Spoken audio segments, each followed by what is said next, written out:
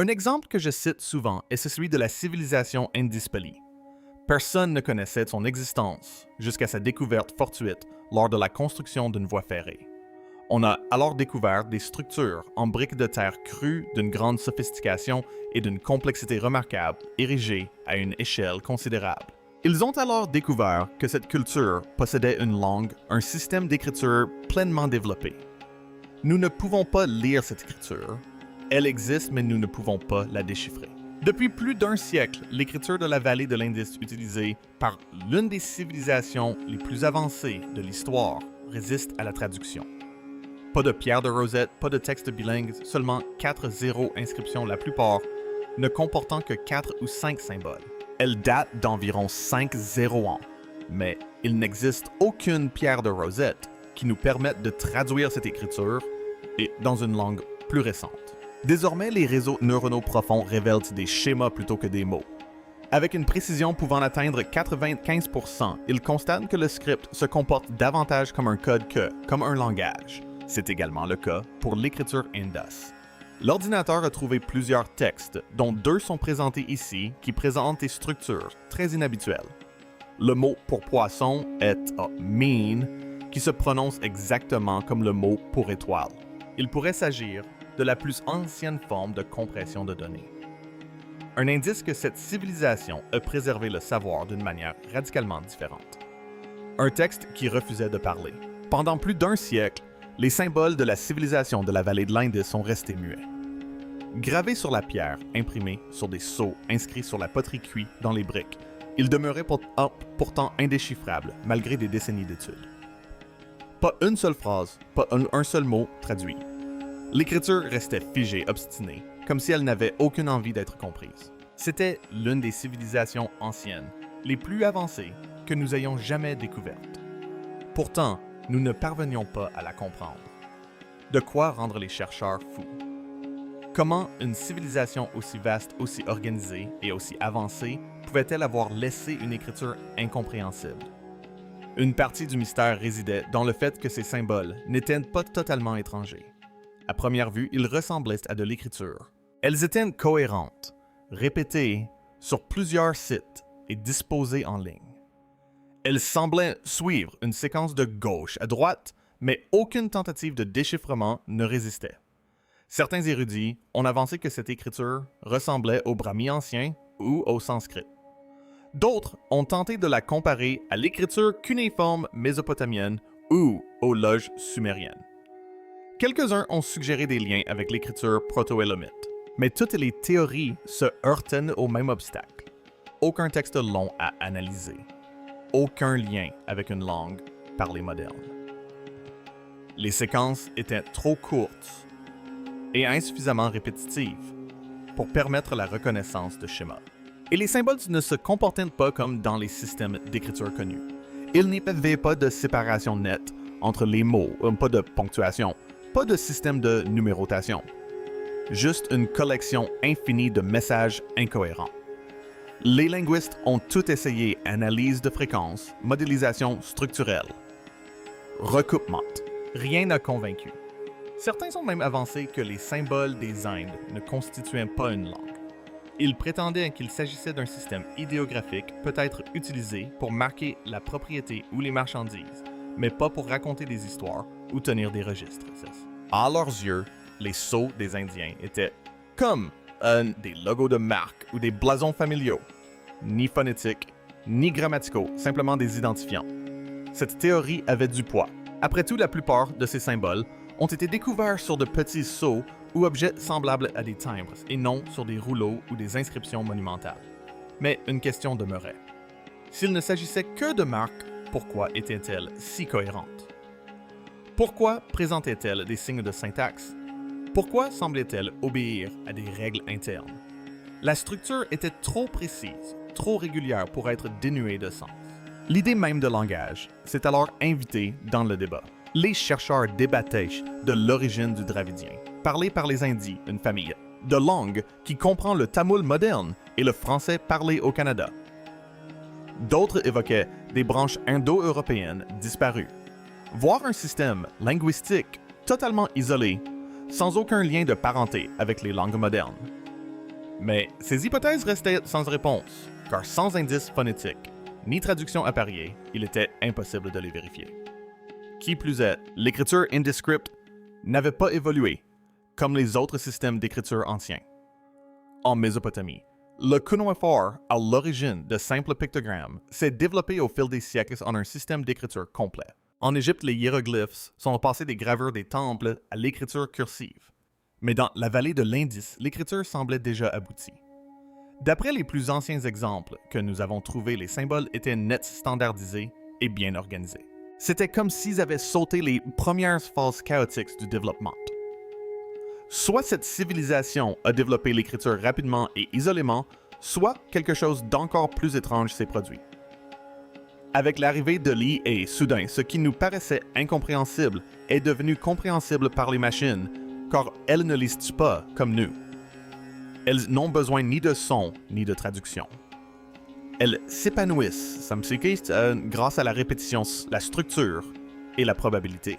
Et c'est précisément ce que possédait l'IndiScript. Les symboles se comportaient comme du code de brèves séquences d'instructions au sens condensé.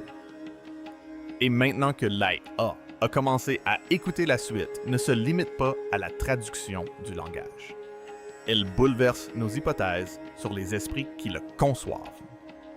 Ce que la machine a découvert.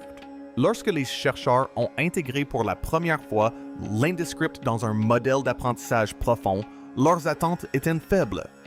Les données d'entrée étaient désordonnées des milliers de courtes inscriptions éparpillées sur des fragments de seaux et des tessons de poterie. Aucune traduction, aucun son, aucun repère. L'objectif n'était pas de décoder, mais de mesurer.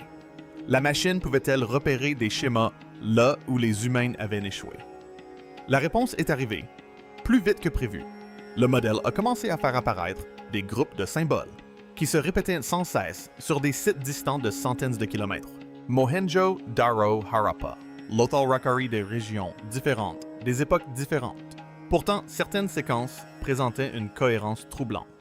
C'était comme trouver des fragments de code identiques dans des logiciels conçus à des continents de distance. Trop spécifiques pour être le fruit du hasard, trop ordonnés pour être de la décoration. Là où l'œil humain voyait le chaos, le système percevait une structure. Certains symboles apparaissaient systématiquement au début d'une séquence. D'autres n'apparaissaient qu'après des associations spécifiques. Certaines combinaisons étaient rares, mais suivaient toujours le même rythme. L'IA les a identifiés comme des éléments constitutifs et forte probabilité. Non pas des mots à proprement parler, mais des unités comme la grammaire d'une langue disparue. Une chaîne récurrente de 5 symboles est apparue près de représentations de canaux, de poissons et de genres. Le modèle ne lui est pas attribué de signification définitive. Aucune IA actuelle ne peut faire ce saut, mais cela a soulevé une hypothèse plausible. Cette chaîne de caractères pourrait être une sorte d'étiquette. Un marqueur lié à l'irrigation ou à la gestion de l'eau, non pas comme une traduction, mais comme une association statistique. La corrélation était suffisamment forte pour justifier une analyse plus approfondie. Sur des sites portuaires comme l'Othal, la machine a détecté des groupes de symboles distincts qui apparaissaient plus fréquemment à proximité d'images de bateaux de filet ou de silos à grains. Là encore, aucun décodage direct n'a été possible, mais la fréquence et l'emplacement laissaient supposer un appariement intentionnel. Il s'agissait du genre de motif qui, dans les langues connues, suggérait un lien contextuel. Plus intrigantes encore étaient les variations subtiles. Certains symboles que l'on croyait identiques présentaient des différences régionales. Une ligne courbée ici, une encoche plus courte là. Au départ, cela ressemblait à des erreurs de gravure, mais le modèle les a identifiées comme des écarts cohérents et non comme du bruit.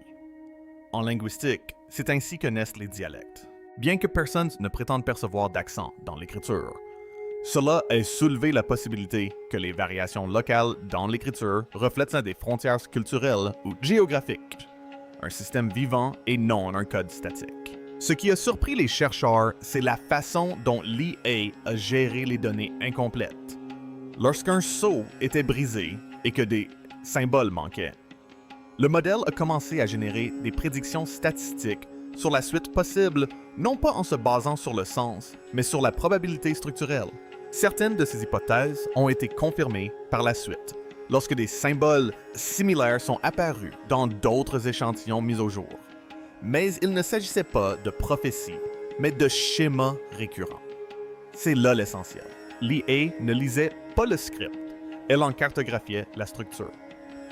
Ce qui en est ressorti n'était pas une traduction complète, ni même un dictionnaire partiel, mais une preuve de sa structure. Un signe qu'il ne s'agissait pas d'une œuvre d'art aléatoire ou d'un simple coup marketing. L'Indescript possédait des règles, une syntaxe, une logique interne. Et à certains égards, il ressemblait moins à la parole qu'à du code modulaire compact, conçu pour transmettre efficacement l'information dans un espace réduit. Cela ne signifie pas que ses utilisateurs étaient des programmeurs, mais cela suggère qu'ils raisonnaient en termes de système. Ils encodaient le sens par la position, la séquence et le contexte, tout comme nous le faisons dans les structures de données modernes, ce qui soulève une question plus fondamentale, qui pensait ainsi des milliers d'années avant l'apparition de tout alphabet connu. L'IA ne fait que rattraper ces schémas aujourd'hui. Alors peut-être que les esprits qui ont conçu l'Indescript n'étaient pas simplement précurseurs. Ils opéraient à un niveau de conception que les systèmes modernes commençaient à peine à appréhender. Une intelligence conçue à cet effet. Lorsque l'IA a commencé à faire correspondre la structure de l'Indescript avec des découvertes physiques, quelque chose d'étrange s'est produit. La logique décelée dans l'écriture reflétait ce que les archéologues avaient déjà observé dans la pierre. Il ne s'agissait plus seulement de langage, mais de conception. Dans toute la vallée de l'Indus des villes, comme Mohenjo-Daro, Harappa et Lothal, révèlent une précision quasi mathématique. Vue du ciel, Mohenjo-Daro ne ressemble pas à une ville de l'âge du bronze. Elle semble avoir été planifiée avec soin. Des rues disposées en damicis, le tout construit en tenant compte des pentes, pour faciliter l'écoulement des eaux. Les puits publics apparaissaient à intervalles réguliers. Les maisons étaient construites avec des briques standardisées aux proportions et dimensions identiques, utilisées sur des centaines de sites. Un tel niveau d'uniformité ne résulte pas du hasard. Il suggère l'existence de systèmes de mesure partagés de normes centralisées et d'une communication suffisamment efficace pour garantir cette cohérence sur des centaines de kilomètres. Même les poids de traite découverts dans différentes villes présentent une variation quasi parfaite, conservant un étalonnage quasi parfait au fil des siècles.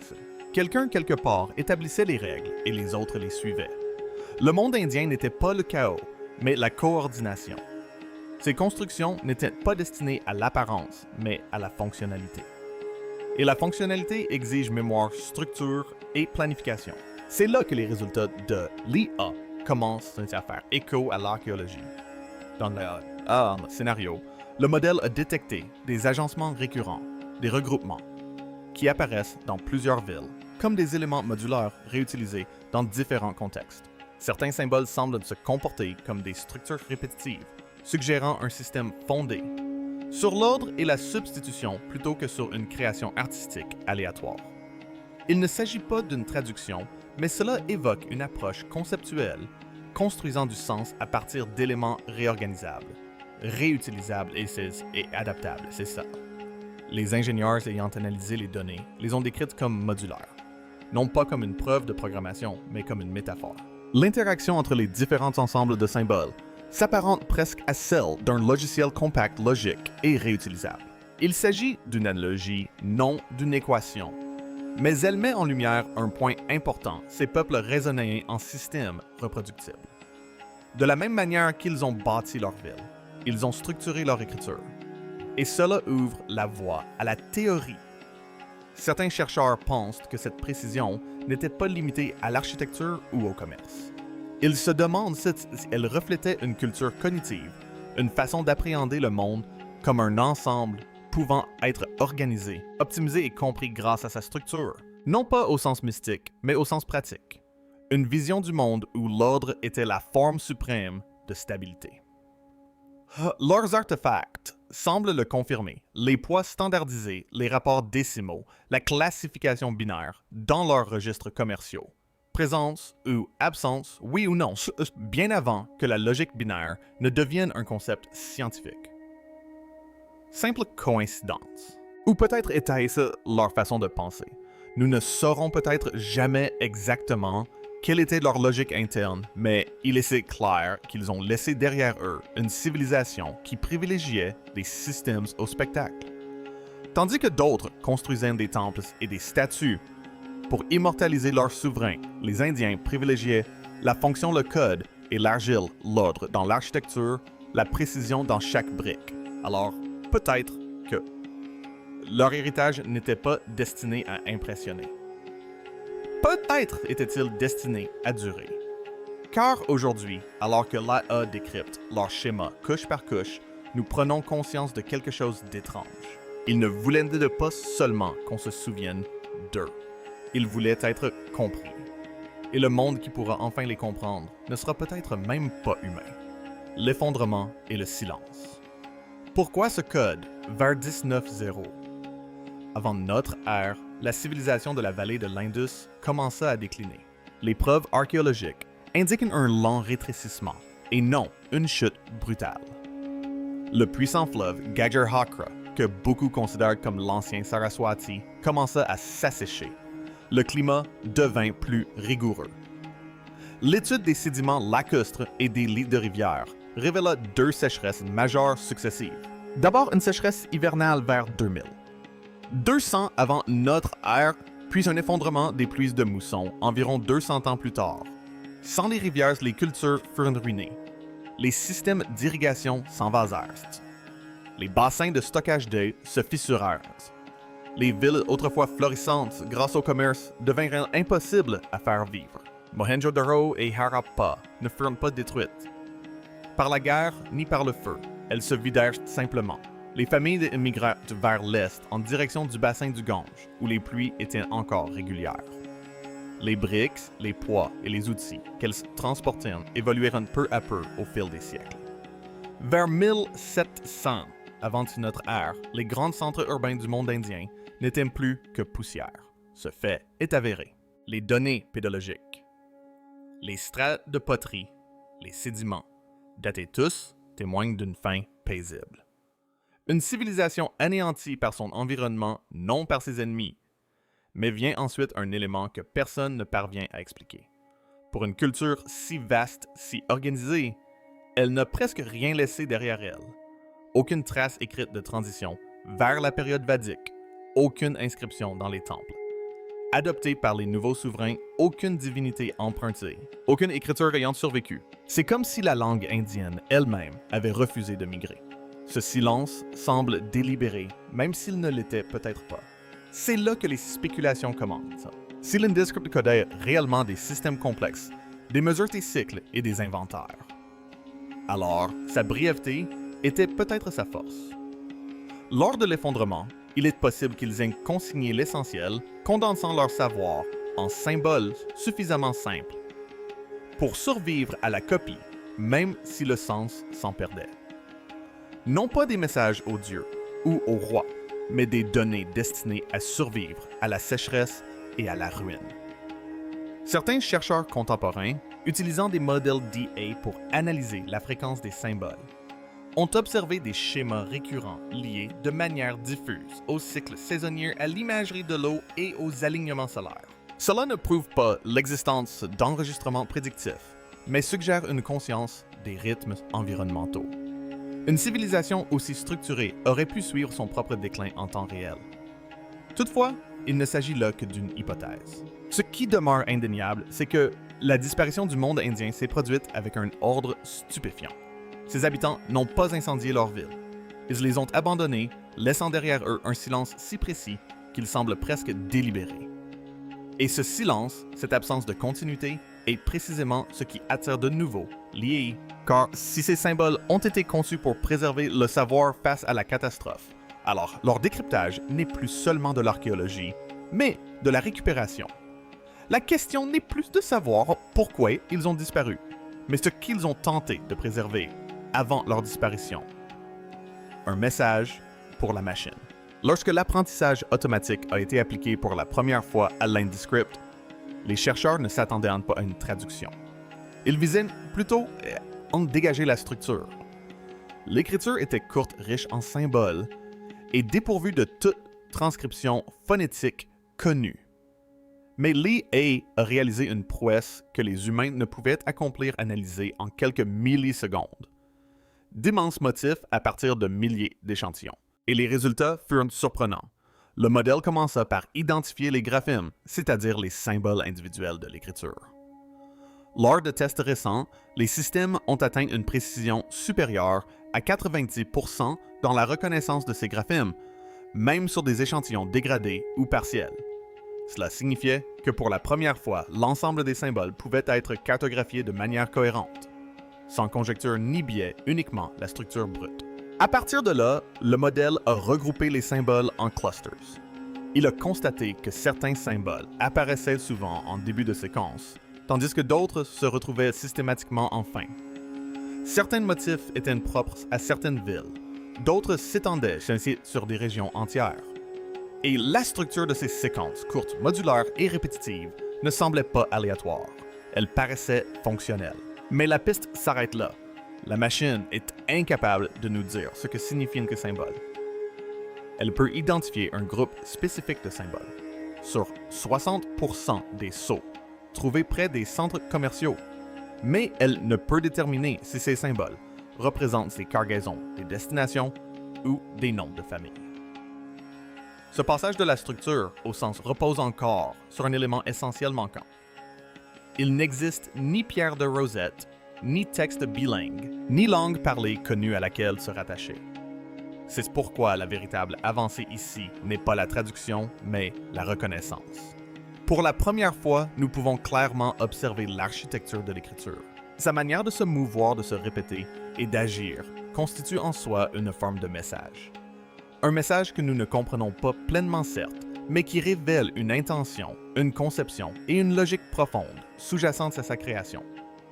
Certains chercheurs ont émis l'hypothèse que la concision de l'écriture, sa capacité à transmettre du sens par brèves séquences, pourrait suggérer qu'elle servait à encoder des informations administratives ou environnementales, des volumes d'échanges commerciaux, des variations saisonnières ou des indicateurs de stockage. C'est plausible, mais nous restons pour l'instant dans le domaine de l'interprétation et non de la confirmation. Et pourtant, la solidité de ce système a quelque chose d'étrange. Des milliers d'années plus tard, sa structure est intacte. Sa logique demeure. Même si nous ne comprenons pas le sens exact, nous commençons à saisir le sens. Ce seul fait crée une forme de connexion entre des esprits séparés par des millénaires. La machine ignore qu'elle lit une écriture ancienne, mais nous savons. Et lorsqu'elle découvre des schémas qui ont traversé des siècles de silence, il est difficile de ne pas s'interroger sur la nature de l'esprit qui a pu concevoir une telle précision capable de survivre au temps lui-même. Le Transmission Final. Après des années de fouilles de numérisation et de reconstruction de données, l'Indescript demeure l'un des derniers grands mystères linguistiques. Mais aujourd'hui, grâce à l'apprentissage automatique, les chercheurs peuvent l'appréhender sous un angle nouveau, non plus par la traduction, mais par l'analyse de sa structure. Les systèmes DA sont désormais capables d'identifier, avec une précision remarquable, la quasi-totalité des graphèmes connus de l'Indescript. Ils peuvent mesurer la fréquence des symboles, tester différents agencements et regrouper les inscriptions par région et contexte. Il ne s'agit pas de fluidité, mais de clarté. Le rythme interne de l'écriture autrefois invisible se révèle enfin à travers des chiffres et des modèles, et non plus par la simple spéculation. C'est là le véritable tournant. L'écriture indéfinie n'a pas été traitée comme un logiciel ni décodée comme un message secret. Ce qui a changé, c'est notre regard. Au lieu de considérer ces symboles comme des marques statiques, nous pouvons désormais mesurer leur logique, leur symétrie, leur répétition et leur concision. Nous apprenons ce que fait le système, même si nous ignorons encore son sens. Les découvertes réalisées jusqu'à présent laissent entrevoir une vérité qui transcende le langage, l'intelligence, revêt de multiples formes. Certaines civilisations ont érigé des monuments qui ont traversé le temps. Celle-ci a bâti des systèmes qui murmuraient. Leurs cités communiquaient par grilles et proportions. Leur commerce reposait sur des normes et des poids décimaux. Leur écriture suivait le même rythme, le même ordre, la même efficacité, la même structure. Et c'est ce que les A révèlent. Non pas une prophétie cachée, mais un rappel que nos ancêtres pensaient en code bien avant l'existence des ordinateurs. Ils ont condensé le sens. Ils ont simplifié le chaos. Ils ont laissé une trace de raisonnement si claire que des milliers d'années plus tard, les machines peuvent encore en reconnaître la structure. Le mystère n'est pas résolu. L'indéfini reste indéchiffrable.